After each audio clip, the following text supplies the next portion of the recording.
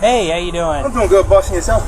This is U.S. Marine veteran Eric Banks. Moments after this body cam footage, officers would find his horrifying secret stuffed inside his bedroom wall. It might dim on you. What's up? 95. Look in there and saw the boy laying there on his spot. Drug him out where he is now and did what good. Alright, are you good? Eric, who is also an active officer for Baltimore PD, thinks he can use his experience to cover up his vile murder. What follows is amongst the most disturbing collections of criminal case files ever uploaded to YouTube. Stop, I'm buckling. What do you do? My life away, though. I don't care. Stop, what do you do? Who is this person? Dad. And then he also told me that Daddy made him and Tristan go in the bathroom and cover their eyes. Strangle? I don't know. On July 7th in Millersville, Maryland, 2 officers arrive at the home of Eric Banks Jr. after his wife reported that their 15-year-old son, Dason, was potentially missing. The report was relatively standard for them, but the reality awaiting them is more horrifying than they could have imagined. Not mine. Just letting you know.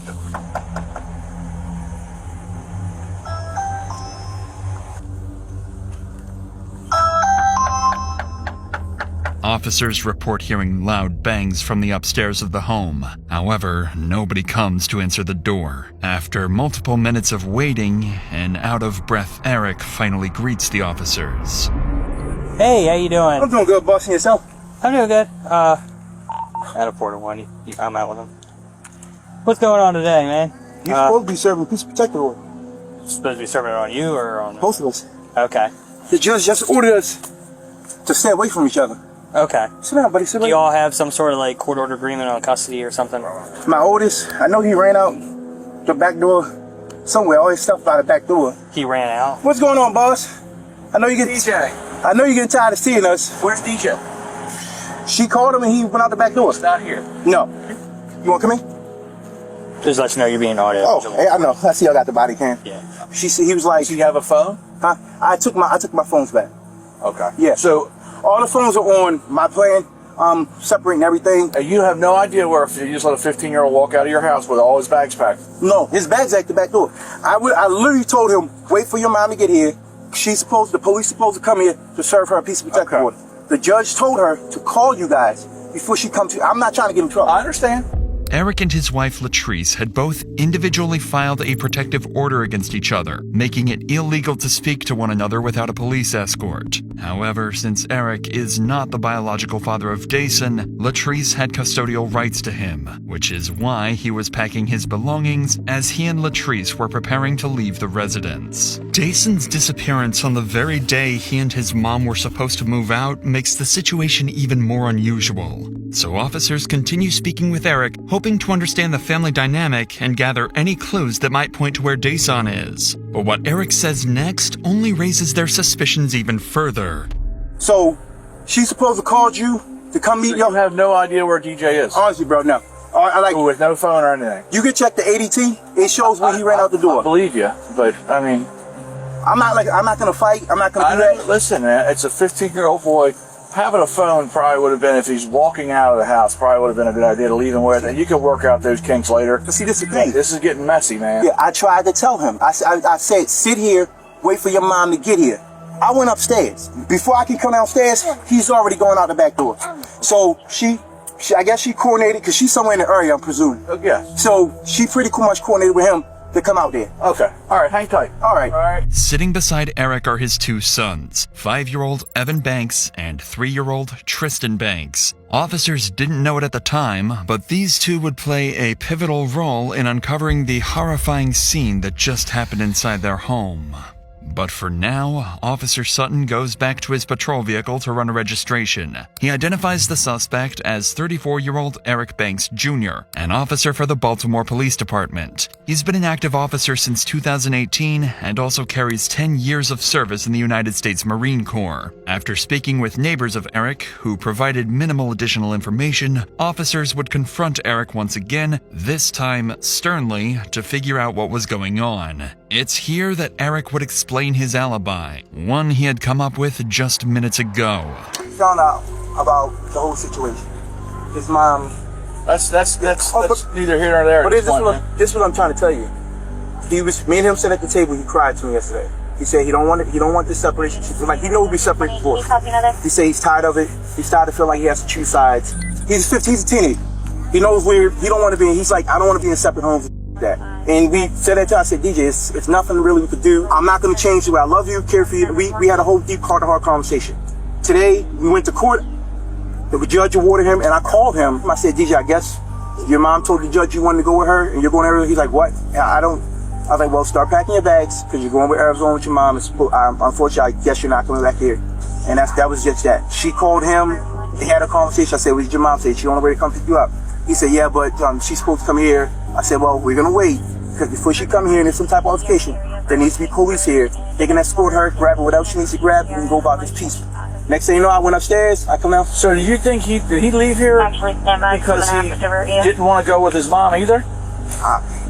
That could be. He could be like hiding out at a friend's house. I mean, yes, yeah, that's what I'm saying. Opinion. Yeah, in my opinion, I think that probably is the best, because if he told her he's somewhere, the text messages from her, I have food for you. Okay. Yeah. So it sounded like he wanted to go be with his mom. Yeah. So okay. That's what I'm saying. All right. Just put the bags inside for now, and okay. We'll try to figure it out. All right, brother. Yeah.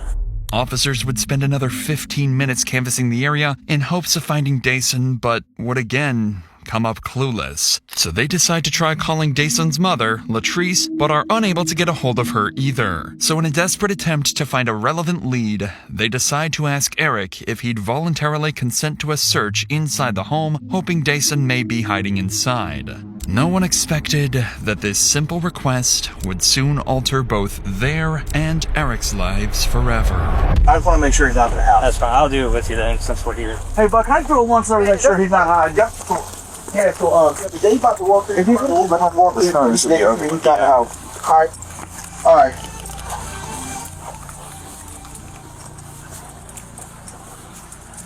That's your room. The one with the bunk bed right here? Yeah. This is the kids' room.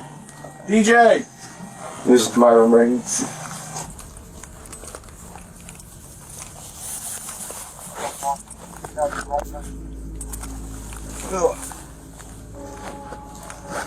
Yeah, he's told us he's not hiding.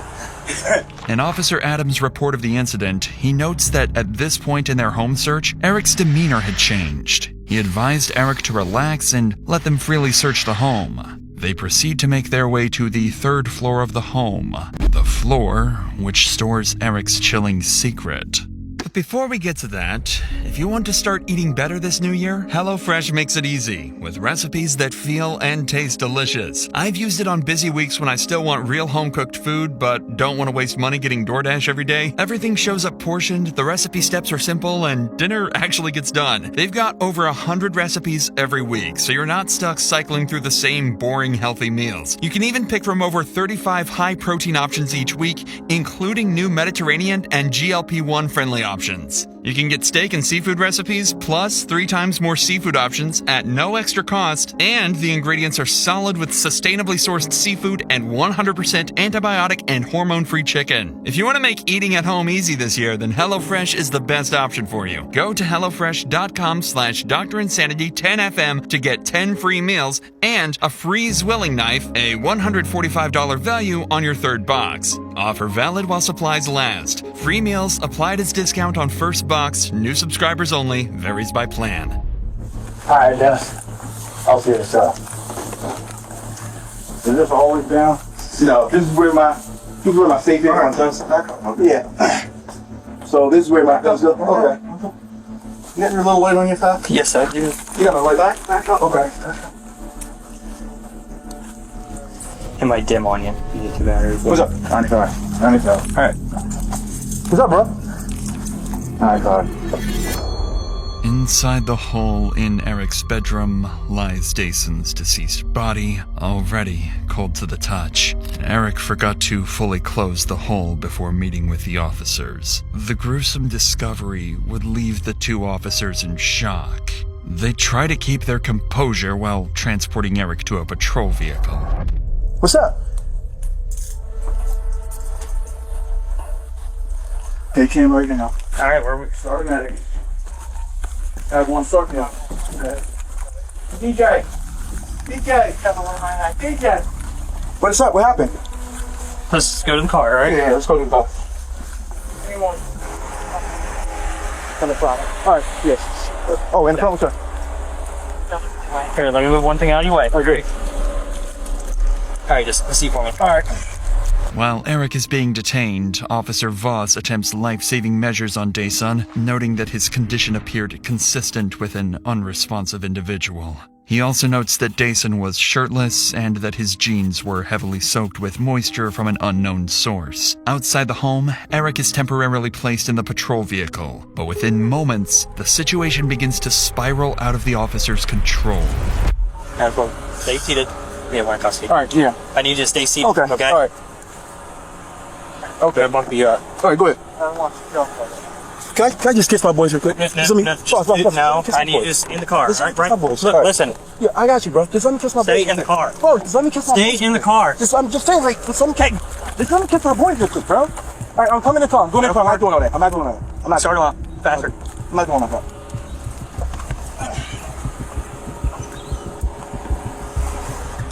After you just here, All right, listen, just all right, here. stand up, Here. turn around. Don't do anything. I'm not. Stay in the car. Stay in the car. Stay up against the car. All right, now get back in. Hey, bro, I'm not doing it. Stop running. What are you doing? I just want to kiss my boys, bro. Come on. Just let me kiss my boys. Get back in the car. All right, come on. Come on.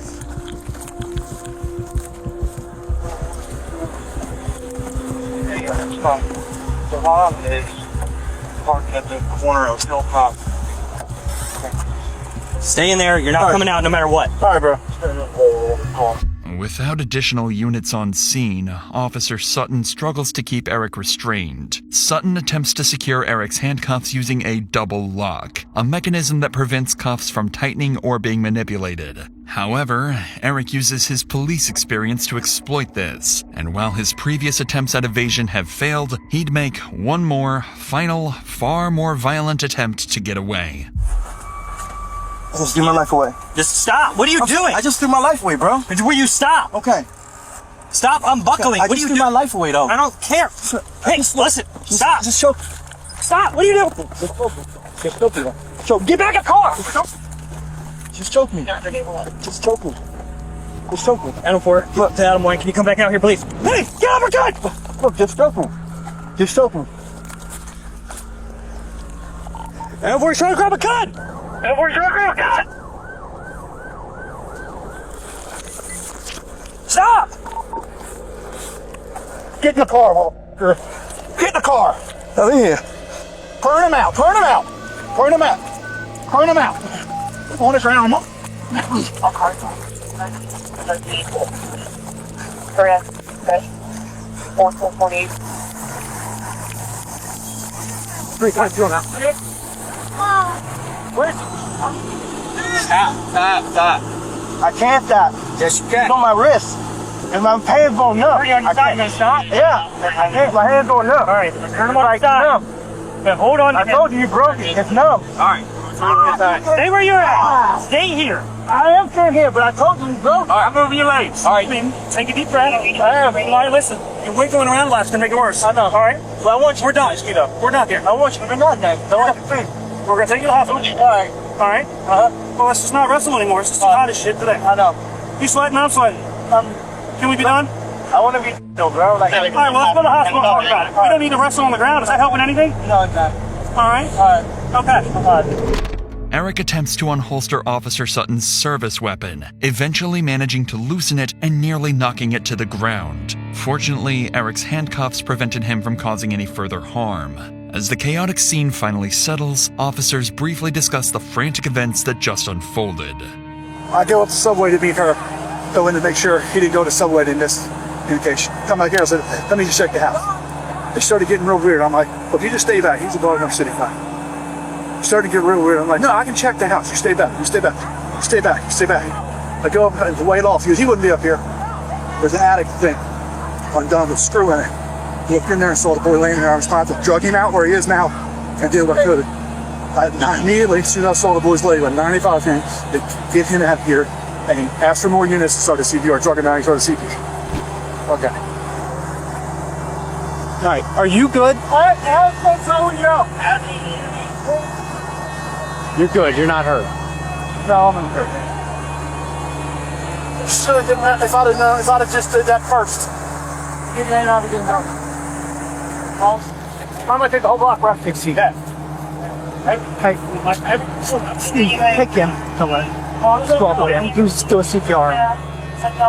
Sorry. No, Where's the 10-7? 1448. Inside? Yeah, like, well, we went upstairs to check the house. Yeah. Gun sleep area. What's up? There's like a gun sleep area, and my partner looked in there, 95, and I don't know what's going on, and then when we took it to my car, he I gave him an opportunity because I needed to double lock his stuff, and then he unbuckled himself, went out, and grabbed.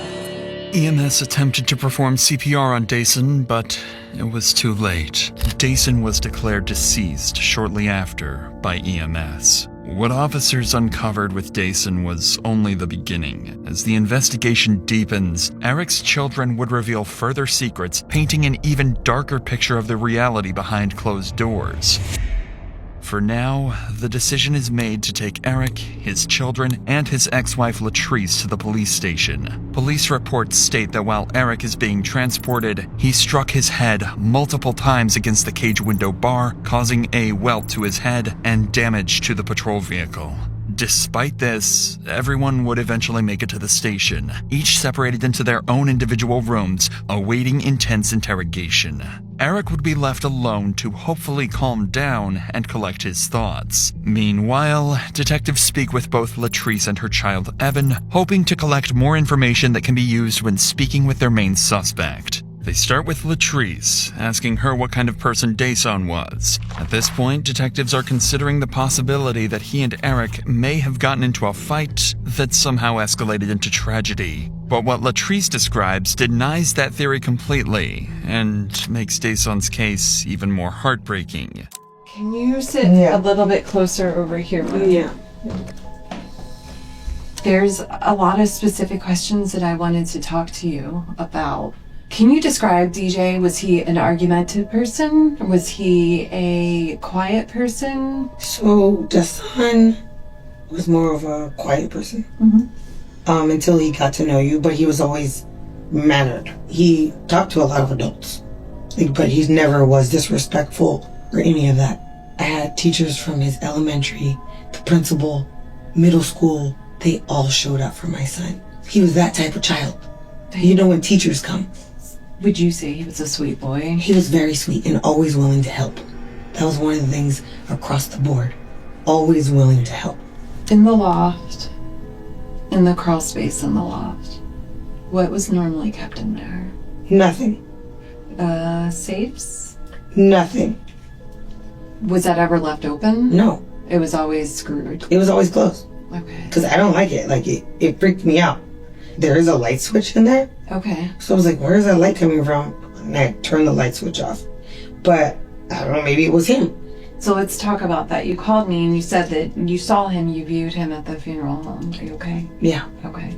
And it was before he was involved because I wanted to see him. Right. And you saw new bruises. Yes. Where did you see new bruises? On his nose. Like that circular dark mark on his upper nose. His lip looked busted also. Like that wasn't there. And then his eyes were like purple. They were puffy and purple. Yeah. It looked to me like he was in a fight. And my son doesn't fight. Dason's autopsy report ruled his cause of death as asphyxiation, which, in combination with the bruises and marks on his face, implied he was likely strangled to death. I knew it. And he was my baby. So I knew it. I still have those feelings that, no, I'm not happy with. Because to me, it doesn't say I did it, but it says there's enough evidence to say I did it. So, let's just say you did it then. Latrice makes it clear she believes Eric is responsible, even though she didn't witness the incident herself. But her son Evan, seated just 3 doors down in his own interview room, has information that could take the investigation even further. How are you? Good. Good. You said your name is Evan, is that correct? Do you know how to spell your name? You can go ahead and write it down. 7. Okay, nice handwriting. And how old are you? 7. 7? You want to write 7 for me? So I don't forget. Sometimes I forget.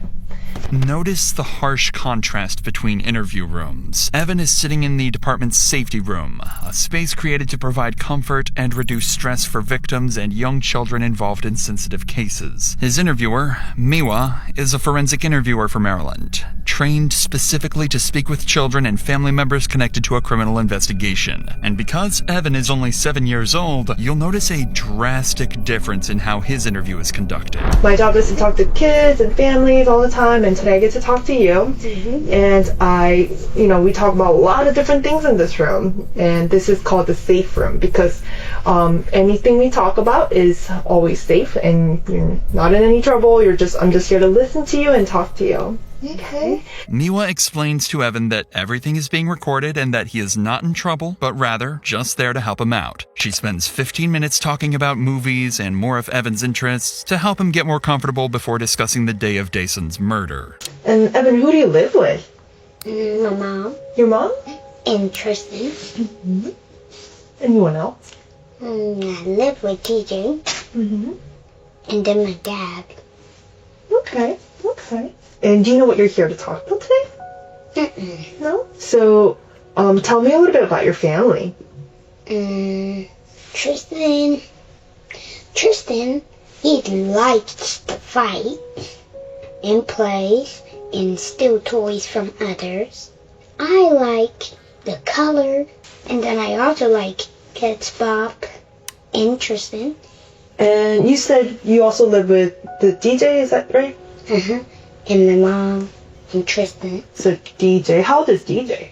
15. 15? Tell me about DJ. DJ like going in the water, tickling me. Can't really remember all the stuff he used to do. But he loved playing Roblox games. Tell me about the last time you saw DJ. My mom wasn't at the house. Tell me who was at the house. Dad, and then DJ, and then me. DJ was going to Arizona with Mommy, and then Daddy was waiting at the door with DJ. DJ put his bags in the basement, and then I don't remember what happened next. That's all I remember. Okay. Miwa would tell Evan to draw the last time he saw Dason, and he'd draw the staircase leading to the home's loft. The same staircase Eric has dragged Dason's body up. And so, who is this person? That was DJ. That was DJ? Where was Dad? Right here. Oh, okay. So Dad was up here and then DJ was right there? Okay. Where did they go after? They never went anywhere. They were just waiting at the steps. Oh, they were waiting at the steps? Who was he waiting for? Or what was he waiting for? He was waiting till Mom came. The DJ. Did that happen? No, not yet. Was there anything that you worried about on that day? No. I wonder if there's anything that you were scared about that day. I wasn't scared. Evan struggles to reveal the details of the events he saw that day, likely due to the discomfort of speaking with a stranger in a police station. But the information he gave his mother on the day of the incident provides far clearer insight into the disturbing events he saw. You said that one of your children said something to you? Evan. And what did Evan say? That he saw Daddy bringing DJ upstairs. And I said, where were you? And he said he was in the living room. I just didn't want to pry too much, but then I said, oh, was DJ sleeping? He said, no, he wasn't snoring. And then I said, was he moving? And he was just like, no. And then he also told me that Daddy made him and Tristan go in the bathroom and cover their eyes. Okay. But this was before. This was when the police first knocked at the door. Okay. Evan didn't say anything about the knock because he told him to go in the bathroom first. So I'm a little confused of like the order. So I don't know if that's maybe when he was going to let the police in. But Evan did say he saw that. And he was in the living room because they told me he was watching Loki. In addition to these grim details, Latrice would go on to explain how Eric's life had begun to collapse all in synchrony. Due to the protective peace order Latrice had filed, Eric was suspended from the Baltimore Police Department the very same day of Dason's death. He had just separated from his wife, was about to lose his children, and was now left without a job. Latrice also explained that the peace order she filed was not her first attempt to separate herself from Eric. Months prior, Latrice filed her first peace protective order, writing, "I am in fear for my life and well-being because Eric Banks keeps trying to control, follow, and emotionally abuse myself and my sons." The order was denied, however, and it wasn't until months later that her second attempt was granted. It was clear Eric's life was falling apart leading up to Dason's death. Eric had hidden his body, lied to officers regarding his whereabouts, and had a violent outburst once the body was discovered. It'd be hard to assume that he wasn't directly implicated in Dason's death. But evidence alone wouldn't be nearly enough to get him to confess. After all, he was a police officer of 10 years and knew how the criminal justice system worked just as well as any interrogator working against him. But unfortunately for Eric, the interrogation he was about to undergo would crack even the most well-trained of suspects. Eric is placed into Anne Arundel County Interview Room 2B. This room was designed for priority matters, exclusive to high-profile cases. Because Eric had attempted to attack an officer earlier in the day, he's been handcuffed to the table to restrict movement. Eric is left alone for multiple hours as the detectives prepare for his interrogation. While waiting, he can be seen glancing around the room multiple times, likely searching for a camera. What Eric didn't know is Interview Room 2B has a small camera placed in an unusual location, which Eric never managed to spot. The primary investigator assigned to this case is Detective Louis Adrian. His prior service in the United States military likely factored into the department's strategic choice to have him conduct the interview. This shared background enables Adrian to establish rapport with Eric, a key component in the upcoming interaction. So, you know why we're here. We want to talk about what happened, why it happened, and anything surrounding that whole situation. But you know as well as all of us that we have to go through Miranda with you. So what I'm going to do is we're just going to go through Miranda first of all, and then I'll start getting all the other information, okay? After reading Eric his rights, the detectives would spend nearly an hour connecting with Eric and bonding over their shared military experience. He's like, now you come in, you're in front. Okay. We go back in, we about to go in the building, like, you're in front. She's like, but I thought you said you, like, some people were made, to do certain things, and I said, I'm not made to be a front person. Yeah, but, so I'm running the block down, and I remember so I was like, hey, whoever that officer is right there running, just keep going, because you're about to run right into him. And out of nowhere, these two guys just come out, pop out, and I'm like, okay, I got him. And he just fall over, and and he was like, yeah, whoever that was running, you was moving, and you just ran, and was like, he was like, don't, because I was slowing down, like trying to look. He's like, no, keep going. And I'm running like, okay, you gonna tell me when? This friendly conversation appeared to take Eric out of the tense mental state. It appeared that Eric sharing his favorite moments from the military gave him a sense of importance, like he had an identity he was proud of, or at least used to be. But that moment is short-lived, as he's quickly brought back to the reality of why he's sitting inside a police interrogation room. So you spent 3 years, and you're still active in the Baltimore City Police Department. Yes, sir. So from what I hear, you're suspended? No, I'm suspended now. Well, I'm suspended, yes. Okay. Why? Can you tell me what's going on with that? May 8th, I got a peace and protective order against my wife. Okay. You got one against her? Yeah, I got one against her. Same day, she took the firearms out the house. She took the safe out of the home. Anne Arundel County did press charges. They pressed charges against her for taking the safe with the firearms. The firearms. Yes, sir. And were they your duty firearms? Duty firearm. My whole full duty belt was in there. Okay. Firearm, taser, magazine, pouches, everything was in there. She turned around and went and got a peace order on me, saying that I was following her. But when she got it, that's when pretty much they have to suspend. Yeah, I have to get suspended. Her mom sent my mom something talking about I was following her, this and that. I'm like, how? I'm here at work.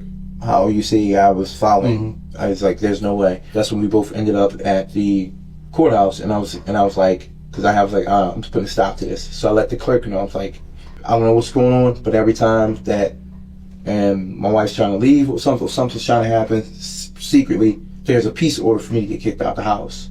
And I was like, that shouldn't be. And that's when they brought us both in. So we both got seen by the judge, and he granted us a peace order for both of us to stay away from each other. Okay. Yeah. When was that? That was just, was it 2 days ago? Okay. Was it, no. Monday? Well, no, yesterday. It was just Tuesday, yeah. So y'all met with the judge Tuesday. And you're still suspended up until this point? Or Yeah, I'm still suspended. So when, maybe it's the way Baltimore works and how slow they are and stuff. So you have the peace order, she gets one on you, and then it gets denied. It has to go to IA.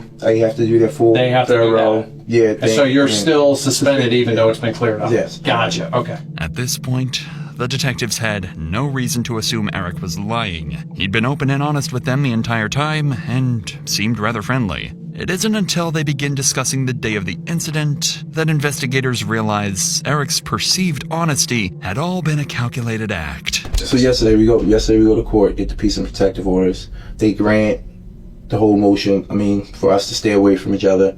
The 2 youngest boys supposed to stay with me. The oldest, he's going to Arizona with his mother. And she tells the judge, that's what you want to do, blah, something. So right after that, call him. I was like, hey, start packing your bags. You're going to be going with your mom. He's like, what? Why? I'm like, your mom said you wanted this. You're supposed to do, I guess, I don't know. I didn't have that conversation. Previously to that, me and him had literally just sat down at the table. Because I could tell that my son was depressed and he was going through, and that's really what our trip on the first was, just to try to get him away. Get him out. We sat down at the table and I'm like, what's going on with you? How are you feeling about this? Where are you at with this? And he's like, honestly, I don't know. He's like, I hate it. I don't want to feel like I'm choosing sides. I just want to be left alone with everybody, because then it's like they're calling me, telling me this and this and that, and it's like I gotta keep certain things from you. He's like, I don't want to be a part of this. He's like, I'm tired. So I said, just go and start packing your bags. And he's like, okay. We wait. I get my paperwork. I come home, and on my way home, I just felt like I was done. You know what? Today's gonna be the day I'm gonna do it. Two. Okay. Yeah. I feel like my family's falling apart. I'm suspended from work. Possibly gonna lose my job. Mm-hmm. So it's situation building. Keep going. It's like vendetta. And I even sent a text to say, I don't know why we feel like we have to be at war. Right. We shouldn't have to be at war. It's if you out here lying to these guys, telling you gotta guess what are you trying to move in with them? Telling them that you're living in hotels where you're not. You're staying with your mom. What are you doing? So at this point, it's you know what? I'm just tired. Yeah, you're tired of it. Yeah, it's a way out to get peace. I get. Yeah, a lot of people go through that, man. Yeah, and it was nothing. I felt like everything was just coming to an end, and I feel like that now. Honestly, everything was coming to an end. I was like, you know what? I'm just gonna do it. It is what it is. So when you got home yesterday, was there anyone in the house? Yes, it was. The son was in the house. Okay. Evan was in the house, and Tristan was in the house. So you go in there and you're doing all this stuff, right? I go in there and I go in there. I see him upstairs. He got his bags packed. I had to go and take your stuff downstairs when your mom's come. And she called him. It's mom's calling. He was like, what do I say to her? I say, tell her, just talk to her. She called me, whatever. And he answers the phone, and they have a conversation. And that's when I'm like, okay, what'd she say to you? She said she's gonna be in the area, just bring my stuff downstairs. I said, okay, cool. I said, so the police should be coming, and when they come, everything goes smoothly. This is the moment where Eric's act begins. Notice how he begins looking blankly into the ceiling as he recounts critical moments. For the last hour, Eric hardly looked up to the ceiling once. I go downstairs, and I'm in the kitchen. I just made a big bowl of, Gatorade. Not big bowl, but big picture of Gatorade. It's blue. It's probably I believe it's still on the counter. Mm-hmm. But like I said, you say you never went to the hospital. The bag of crushed up pills that I had was right there. The son came downstairs. He asked me something. He was like, what did he say? He came downstairs. He asked me something, and I can't remember his exact words. He was asked me, was it about? I think it was a leave or something like that. I said to son, just wait. We're not gonna because he was I don't want to go. He was just telling me that he didn't want to go and shit like that. I said, look, just wait. We're not gonna talk about shit because I'm gonna take your brothers to your mom's house and I was coming back. I said, if your mom gets here with the police before I get back, unfortunately, you gotta go with her.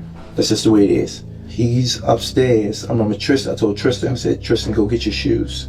Tristan said, okay. So Tristan goes. He goes upstairs. He gets his shoes. And he comes. He's like, Daddy, what's wrong? DJ. I'm like, huh? So then I go upstairs, and DJ's in the bathroom, and he's in the tub. And that's when I seen him. I was like, what the fuck? That's why I pulled him out the tub, and as I'm pulling him out the tub, I laid him flat on his back on the floor. And then,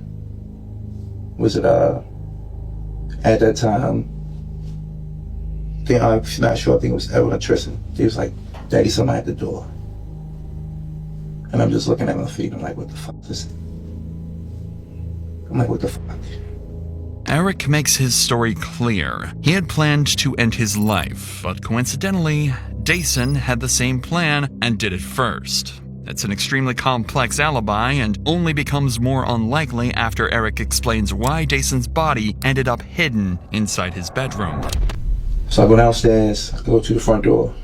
The officer's there. Okay. And I panic. I was like, I don't know what the fuck to say.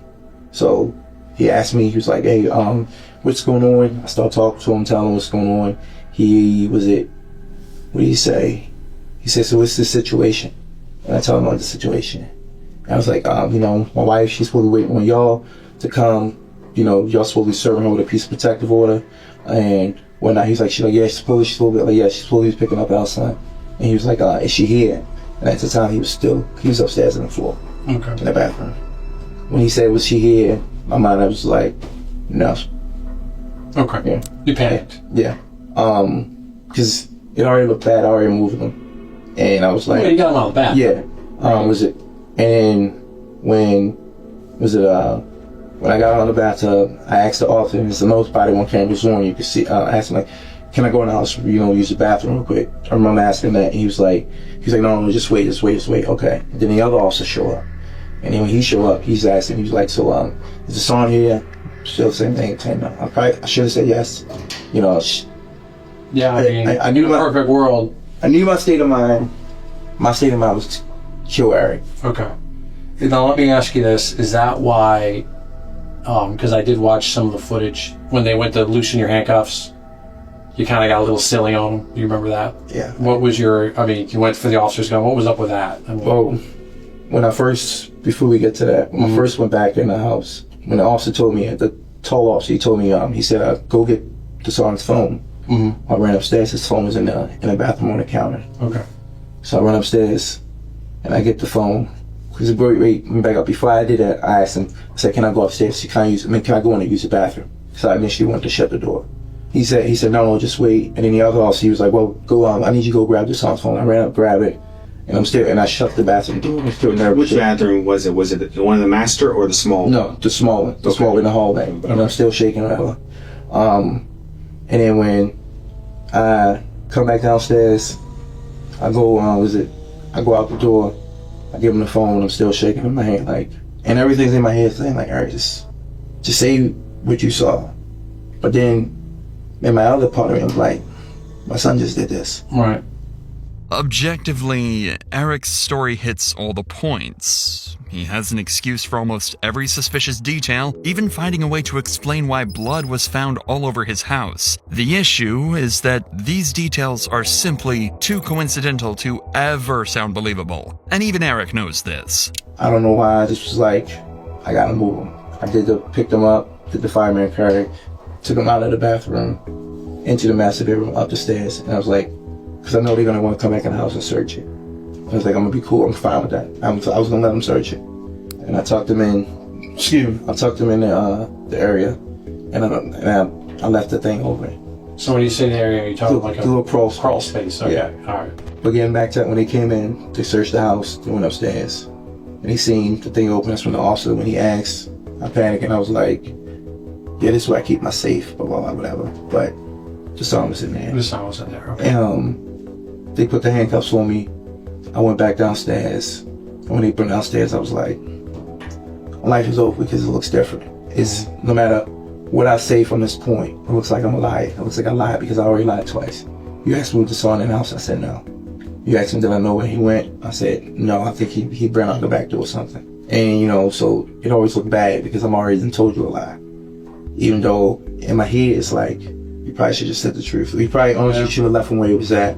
Call police or fire department or whatever. Yeah, call police. Well, that's the perfect world. But sometimes we. But I was already in. I was already in the mindset of Eric's gonna die today. I was in seeing that he was there, that he was in the tub, and he was like, tub was full of water. I was like, my son did this. No, I have to do it. Okay. The detectives decide to take a break and discuss what their next plans would be. At this point, they both know Eric is lying to their faces, so the goal for the rest of the interrogation will be to get Eric to admit to his lies and ultimately confess to the murder. To do this, they decide on Detective Adrian conducting the rest of the interrogation alone. Since one-on-one confrontation is generally considered to be more effective, Adrian would return with a clearly different demeanor from earlier. He's stern and wastes no time in asserting that his nice cop act is over. Are you good? Do you need anything before we get started again? No, I'm good. Are you sure? Alright. So Detective DePietro had to step aside just for a second. But what I wanted to do, like I told you, I wanted to come back and go back over some things with you. Okay. I actually want to go back and in detail just go through some of these steps. Eric would recount his story exactly the same as before, claiming he simply found Jason dead and had nothing to do with it. And it seemed as though Detective Adrian had nothing concrete to combat Eric's lies. That was until he brought out Jason's autopsy report. I'm gonna tell you this. I know that you spent 10 years in the military, and you were in the Marines, weren't you? Yes. What's their whole thing in the Marines? Like, what do they always teach? Honor, integrity. Honor, courage, commitment. Yeah. And to be honest with you, I don't see that from you right now based on what you're telling me. Okay. I think you telling me something different. Okay. But I know you're a Marine. Okay. I know a lot of people that's Marines, man. And that's one thing that they would, like, integrity, honor. No, you don't mess with that if you're a Marine. Yes. I know you want to tell me the truth, and you sitting here like giving me a story. You giving me what I want to hear. Just to sound good, but it's not it. That's not it. Trust me, I'm not trying to sound good to you. And I'm gonna tell you the other thing. And I'm gonna be straight up with you. Yeah. You keep talking about the autopsy. The autopsy said he was strangled. Hell no. The autopsy said he was strangled. Hell no. Hell to the no. Hell to the no. DJ was no strangled. Hell to the no. I'm gonna just let it sink in and let you decide what you're gonna explain that to. No, DJ wasn't strangled. Well, then what happened? Tell me what happened. There's no, DJ was not strangled. DJ, like I told you, DJ went downstairs, he came back upstairs, and DJ was in that tub. Like I said, when I came in that room, he was in the tub. When I grabbed him out, I grabbed him like this, and I pretty much put him in the fireman's carry. When they left, I could drag them up to my room. If that's the case, I would have left him in there, and I would have said, or had them come in there to be like, but DJ wasn't no strangle. There was no way. DJ wasn't no strangle. That's your boy. You had pride in him. Yeah, but you had pride in him. You were trying to help him out with his grades. You were getting him in STEM classes, and then this happened. But you saying DJ was strangled? Nah. Well, then tell me what happened. This didn't happen. I'm gonna tell you that right now. This didn't happen. You saying he wasn't in the tub? So no, I'm not saying that. I'm not saying that. I believe that part, but I believe something else happened. Note Eric's lack of emotion when hearing this information. No tears are shed, but rather an array of defensive rage. This, alongside the other countless red flags Eric is portraying, is a telltale sign for detectives that a suspect is lying. You need to tell me the whole story. Like I said, DJ, when I came in there, DJ was literally in that tub. There was no way I'm gonna sit there and strangle DJ, not harm Tristan. Why would I don't even have no ammo to want to strangle this boy. I have nothing against him to want to strangle him. Nothing. Okay. No anger in my heart, no nothing. Cause then, like I said, if I was gonna do that, why would I leave my other two boys? If I was gonna do that, I would have took all of us out. DJ was not no strangle. So then what happened? Tell me the story.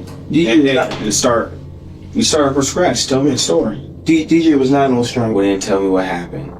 You're not telling me the truth. Tell me what happened. Bro, I'm right here standing right now. I'm giving you a chance right now. You asked me to tell you that I strangled my son. No, I didn't. Eric understands the legal system well enough to avoid offering a direct confession when confronted. From investigators' perspective, he knows that admitting involvement is the worst thing he can possibly do. Well, besides not asking for an attorney. Regardless, it's going to take more than just a heated confrontation to make Eric crack. So Detective Adrian resorts to a completely different approach. Empathy. I'm gonna tell you right now, the way this is gonna be something you're gonna have to live with for the rest of your life. Yes, sir. This is something you are gonna have to think about every night before you close your eyes. And when you close your eyes, you're gonna think about what you did to him. That's what you're gonna think about. You're gonna think about what you did to him, and it's gonna haunt you for the rest of your life. Or what you can do is you can talk to me. You can tell me what really happened, and at least that load will be off your chest. See, I'm telling you right now, there's no, like, you're telling me to say I strangled my son. I did not strangle my son. That's what you're asking me. I understand you're trying to line with me and, you know, and show the compassion, trying to, like, but there's no me in strangling DJ at all. Okay, so let's take strangle out. There's no me strangling DJ. We taking strangle out of the equation now. Okay. What happened? I told you what happened. We taking strangle out. Yes. What happened? He was upstairs in that tub. DJ was literally in that tub. You didn't put him there. I did not put him there, no. DJ was physically in that tub already. When I came to that bathroom, DJ was in there. Did you assist him at all? No. With anything? No, I didn't assist him at all with nothing. Nothing. I did not assist him getting in that bathroom. Did not assist him going in that bathroom. He was upstairs already. And like I said, when he went downstairs, he was downstairs for a good period of time. He was upstairs, and what's his name? I was down. Tristan was down. Tristan was trying to go what's his name with his shoe. I told him, and that's when Tristan said out of his mouth, "Daddy, what's wrong with DJ?" Tristan literally said that out of his mouth, and I went up there to check on him. Okay. I don't recall seeing him. Don't recall him removing no belt. I don't recall removing anything that could have been around his neck. I don't recall moving this shit. So here's the thing, and I hate to frustrate you, and but I also have a job to do, and I also have to get down to the bottom of this. And when I walk through the door, and when I hear everything that happened, things don't add up. Things don't make sense. Okay. They don't make sense at all. If you would have done things different, if you would have been like, yes, my son, I just found my son in a tub, I helped him out, and told the officer, you know this. If you would have done it that way, it would have been different. But the fact that you didn't, now you're sitting here trying to explain yourself. Well, I'm sitting here because the whole situation, I'm sitting here because I lied and said he wasn't in the house. I'm sitting here because I didn't tell the officer, like you say, straightforward what was going on. That's 2 lies right there. How, like you said earlier, how are we supposed to believe you now? Yeah, like I said. So you telling me how am I supposed to strangle? How did I not assist him in getting in the tub and, I don't know, possibly drowning him? I don't know. No. I don't know. But even if I drown, but here's the thing. All I know is that you keep lying. No, bro. You lied initially twice. How do I know you're not lying right now? Because, like, I told you straightforward. I'll say, you told me straightforward, but that's why I know twice. Bro, because that's why I said in the beginning, I said straightforward. There's nothing I can say. I say, I already know y'all done y'all homework, lay it all out on the table. I said, because there's nothing I can say just because I already lied twice. I said he wasn't at home. I identified that. I messed that up. Because then I see my son is dead. Okay. All right. Do you, I'm gonna leave you alone for a little bit to think about things, but do you want anything else to drink or anything to eat? I'm good with the water and the chips. Okay. Give me just a second, man. Okay. All right. You need anything else? No, sir. All right. As the detective leaves, Eric scans the room thoroughly and finally notices the camera hidden inside room 2B. Moments after making eye contact with the camera, he lets out one last desperate act.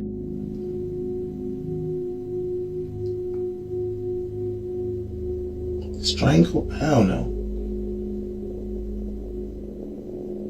Unfortunately, it'd be too late to act his way out of the murder. Eric's testimony was flimsy at best, and Detective Adrian decided he'd gotten enough to wrap the nearly 5-hour interview up. Shortly thereafter, Eric was booked into the Anne Arundel County Detention Center under charges of first-degree murder, second-degree murder, and child abuse resulting in death. At trial, Eric would quickly accept a plea deal to second-degree murder as well as attempting to disarm a police officer, and on October 4th, 2022, he was sentenced to 42 years in prison. If Eric serves his full sentence, he'll be released in 2064.